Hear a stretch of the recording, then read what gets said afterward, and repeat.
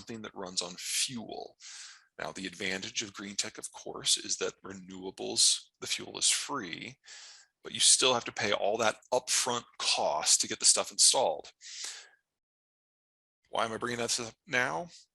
Copper, nickel, zinc, the three things I've outlined in red, those supply chains are Russia-centric. If you move away from an oil standard, we know what the oil supply chain looks like. Canada, Russia, Iran, Iraq, Saudi, Angola, we know it. We might not enjoy it all the time, but we understand it. You want to replace that with an EV-based system, with a green tech system. You replace the oil supply chain with 13 others, most of which are just as hairy as the oil supply system. And in the case of copper and nickel and zinc, and if you're talking about bodies, aluminum, you cannot do that without Russia. So this melon scooping of Russia out of the global system removes EVs from discussion in most places. There are a couple exceptions. The Western Hemisphere looks pretty good, especially since the Western Hemisphere will still be able to access Southeast Asia and specifically Australia. But anywhere else, the supply chain system is not going to be able to make these products in mass. And then finally, I want to go back to this guy. Natural gas prices are approaching record highs in Europe. They're going to go higher. Nitrogen is the material that is irreplaceable for the creation of nitrogen-based fertilizers. Now, for a number of reasons, global fertilizer prices are already 3 to 7 times the price that they were a year ago based on what the market is and what the product is. But in the case of nitrogen specifically, we're looking at a horrific season here. Fertilizer prices pre-Ukraine were already out of reach of a lot of producers in the developing world. And in the rich world, we have a lot of planting shifting, crop switching, because of the fertilizer mix that they would prefer is no longer available. Corn specifically looks to be hurt by this. But now that the Russians are being removed from the system and their natural gas is going away, the tightness in fertilizer markets is going to be extreme. We should expect very poor harvests in much of the world this fall. And there's only about 5 weeks of reserve stocks for grains in the world right now. So we are going to see food shortages very soon. The last time we had disruptions in the former Soviet space regarding to agriculture, global wheat prices doubled. And in the Middle East, they tripled, and that triggered a series of conflicts and uprisings and coups and wars that we now know as the Arab Spring. Syria is a big piece of that. What's coming is far worse than that. And if you want to hear more about that topic, we will see you next Friday when we do the second edition of our Ukraine War series, specifically looking on agriculture.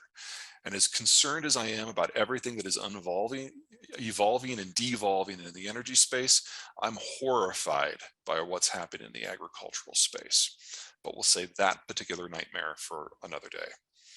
Okay, I see we've already got a bunch of questions. I'm going to turn it over to Michael here so that he can start kicking those out.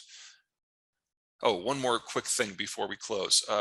The first 3 books, Accidental Superpower, Absent Superpower, and Disunited Nations, all 3 of them have very hefty sections on Russia and Ukraine, the logic for war, and Absent Superpower specifically has a fairly extensive section called The Twilight War that outlines the war itself in Ukraine and beyond.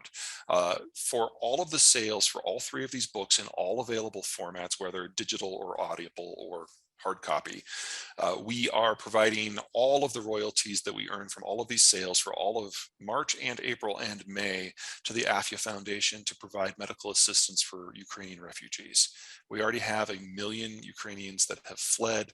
I figure at least another 4 or 5 million are going to flee over the course of the next 3 months. They need whatever help they can get. Okay, that's it. Michael, over to you.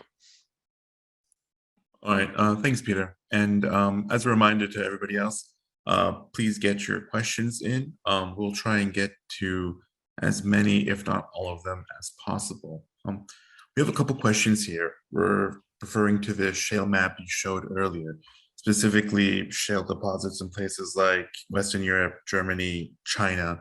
Sure. Why aren't those resources likely to be tapped and developed? Let me bring that online. Okay, let's start with China because we're in the process of updating this map. One of the things when a war happens, you got to go through all your stuff and figure out what you need to update. So this is dating from about 4 years ago. Since then, the Chinese have kind of given up on shale. There's really only one part of China that has what we would consider economically viable portions of it. Most Chinese shale is deeper.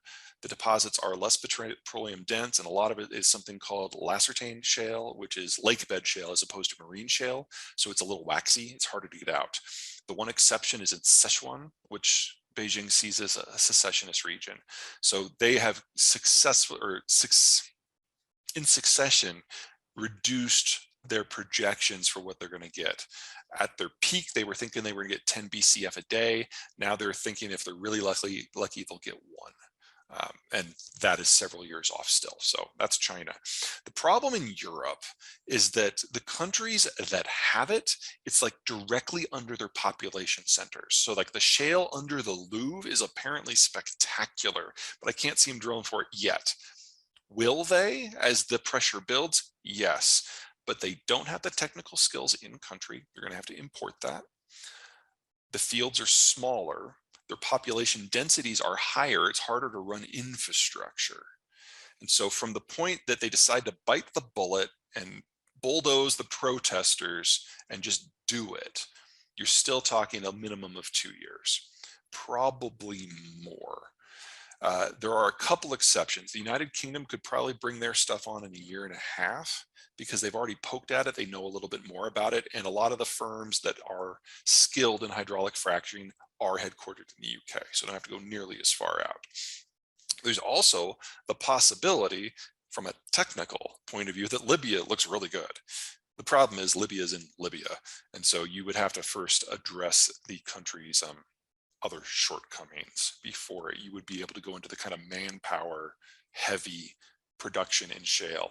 Remember, shale, each well taps a single line or a single series of lines. And so from a man hours point of view, it's much more intensive than conventional. So physical security is a much bigger factor. And in Libya, you can do the math.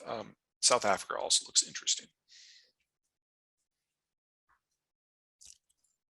What implications do you see these energy disruptions having on the Canadian